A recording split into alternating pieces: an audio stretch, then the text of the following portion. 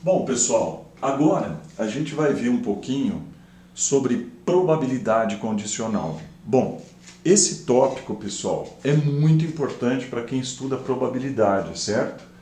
Grande parte dos exercícios que a gente faz no vestibular, mesmo quando vocês forem estudar novamente esse assunto, por exemplo, na universidade, é, probabilidade condicionada é um assunto importante, tá legal?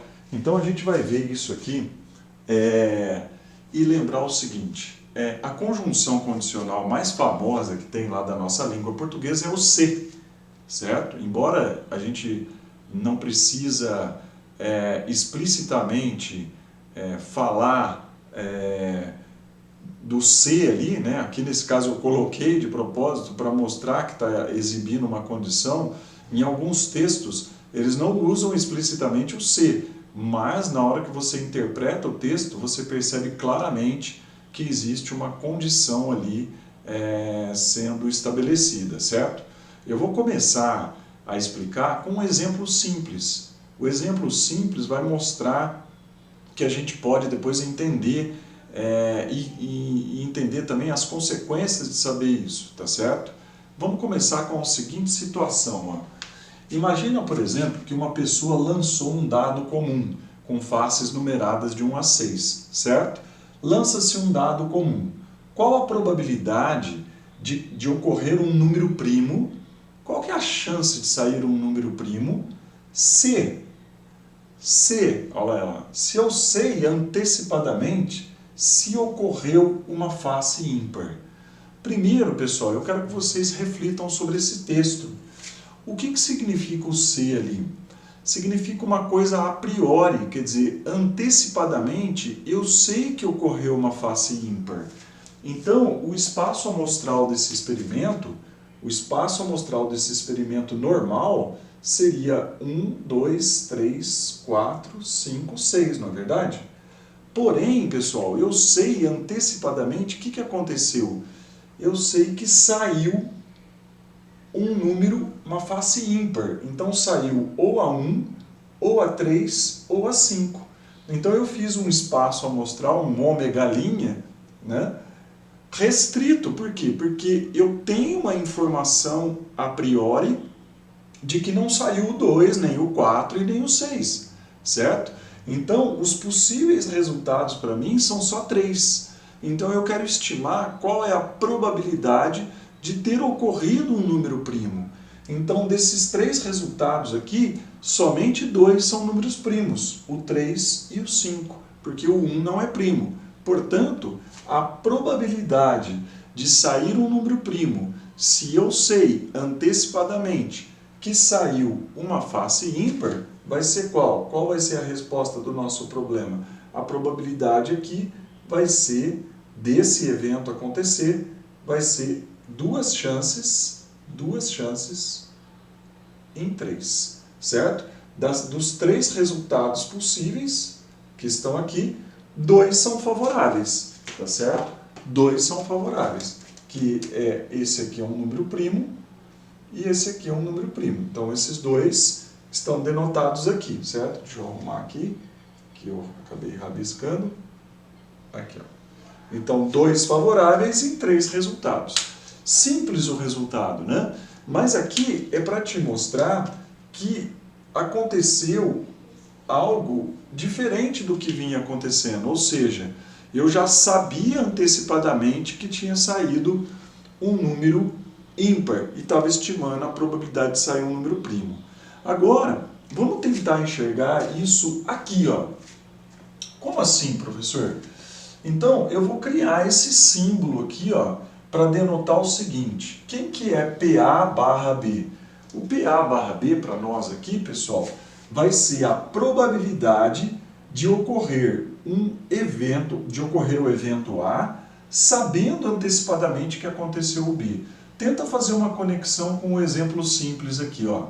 Qual é a probabilidade de sair, por exemplo, um número primo se antecipadamente eu sei que saiu um número ímpar? Então é isso que eu quero estimar, tá ok? Muito bem. Então vamos lá. Ó. Se aqui está o espaço amostral geral, certo? Muito bem. Se eu sei que saiu antecipadamente, se ocorreu alguma coisa de B, significa que saiu alguma coisa daqui de dentro do conjunto B, certo? Quer dizer, se eu tenho essa informação prévia, não ocorreu nada aqui, nem aqui, nem aqui, nem aqui. Eu sei antecipadamente que aconteceu alguma coisa dentro do B, certo? Então aqui, gente, o meu espaço amostral vai ser o número de elementos que o B possui. Agora, eu quero estimar o seguinte, leiam, qual é a probabilidade de acontecer A, sabendo que aconteceu B? Então, a chance de acontecer o A, sabendo que aconteceu algo de B, só pode ser algo que esteja aqui, ó. Pensa por quê? Porque os acontecimentos, eles vão ocorrer dentro do B, porque eu já sei que aconteceu B. A chance de ser alguma coisa de A só pode ser na região onde está no B, mas está no A ao mesmo tempo. Então, isso aqui nós chamamos de quê? De interseção de A com B, essa região. Portanto, a chance de acontecer algum episódio, algum evento de A dentro do B só pode ser na interseção. Então aqui é o número de elementos da interseção de A com B. Então a probabilidade de acontecer o evento A, sabendo que aconteceu B, vai ser o número de elementos da interseção de A com B sobre B. Bom, como nós calculamos a probabilidade normalmente em relação ao espaço todo, e isso aqui é uma fração, nós vamos dividir embaixo e em cima pelo número de elementos do ômega, certo? Se eu dividir embaixo e em cima pelo número de elementos de ômega, o que vai dar aqui? O que é n de B sobre n de ômega? É a probabilidade de acontecer o evento B. E o que é n de A inter B sobre n de ômega? É a probabilidade de acontecer a interseção com B. Então esse resultado, pessoal, a probabilidade de acontecer A sabendo que B aconteceu, é a probabilidade de acontecer A interseção B sobre B. Se a gente pegar e multiplicar em cruz aqui, né, é um resultado bastante interessante. A gente acaba escrevendo assim, que a probabilidade de A inter B é a probabilidade de A barra B vezes a probabilidade de B. Esse resultado mostra que tem a ver com o que nós estamos falando, que é a probabilidade condicionada, mas não é um resultado assim muito intuitivo, muito óbvio, né? Então a gente fala assim, ó, a probabilidade de acontecer A e B, né? Quer dizer, esses dois eventos simultaneamente aí, é a probabilidade de acontecer A sabendo que aconteceu B, vezes a probabilidade de acontecer B. Claro que não é uma fórmula que você precisa decorar, nada, isso aqui nem fórmula é, certo? Mas eu falo assim, é um resultado de uma interpretação aqui de uma ideia, certo? Agora, qual é o poder que isso tem, né? Então, grande parte dos exercícios de vestibulares, pessoal, eles exploram muito essa ideia. E essa ideia que eu coloquei aqui, ela tem uma consequência, certo? Então, lá na teoria das probabilidades, então aqui eu até coloquei aqui, ó, importante, dois eventos A e B são chamados independentes quando, olha de novo aqui, quando a probabilidade de acontecer A sabendo que B aconteceu for a própria probabilidade de acontecer A. Espera aí, professor, explica melhor isso. Então, pensa no seguinte, ó, pensa que eu quero estimar a probabilidade de acontecer A sabendo que B aconteceu. Só que B é um evento independente do A. Então, o fato do B ter acontecido ou não vai influenciar a probabilidade de acontecer o A. Então, quando isso acontecer, a probabilidade de acontecer A sabendo que B aconteceu, o B não importar, então esse resultado vai ser o próprio probabilidade de acontecer A. Por exemplo, vou te dar um exemplo muito simples. Lança um dado e uma moeda, certo? Aí eu chego para você e falo assim, olha, qual é a probabilidade de sair 5 no dado, sabendo que a moeda deu cara? eu vi o resultado da moeda e te falo, olha, a moeda deu cara. Qual a probabilidade de sair 5 no dado? Você vai falar, professor, o fato de sair cara ou coroa na moeda não tem importância nenhuma em relação ao dado, embora você tenha lançado os dois simultaneamente. Então, aí eu te pergunto, qual é a probabilidade de sair 5 no dado, sabendo se você lançou a moeda antes e ela deu cara? Aí você vai falar, a probabilidade de sair 5 no dado vai ser 1/6, né? Independente da moeda ou não. Então, é isso que eu estou querendo dizer para você. Qual a probabilidade de sair 5 no dado, sabendo que eu lancei a moeda e deu cara? A própria probabilidade de sair 5 no dado.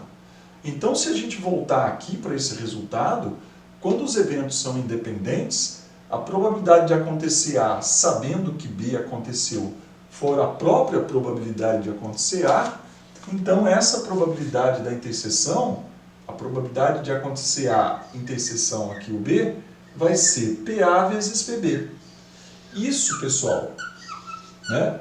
A gente nos cursinhos, etc., a gente costuma chamar isso aqui de regra do E, né? Por quê? Porque quando às vezes o cara te pergunta assim, ó, qual a probabilidade de acontecer isso e aquilo? E os eventos são independentes, você vai multiplicar as probabilidades. Tá certo? Então tá aqui esse resultado muito importante. Vocês vão ver que dá para fazer uma coleção absurda de exercícios utilizando esse resultado. Tá certo? Então, é claro que em muitos casos, quando se vai estimar uma probabilidade, a gente considera que os eventos são independentes. Tem muitos casos que envolvem isso. Tá certo? Então, por exemplo, se a gente pensar que um atleta que faz tiro com arco e flecha, por exemplo, e ele vai fazer 5 lançamentos num alvo, certo? Lá nas Olimpíadas, por exemplo, e a gente pode admitir que os lançamentos dele são independentes. Então, se eu falar assim que a probabilidade dele acertar o alvo em média, né, depois de muitos testes, tal, tudo é em torno de 80%, eu te pergunto, ele vai fazer 3 disparos. Qual é a probabilidade dele acertar os 3? O fato dele acertar o primeiro quer dizer que ele vai acertar o segundo? O fato dele errar o primeiro significa que ele vai errar o segundo? Então, a gente pode, neste caso que eu estou exemplificando, considerar, pessoal, eventos independentes. E é isso que nós vamos trabalhar nos exercícios, tá legal?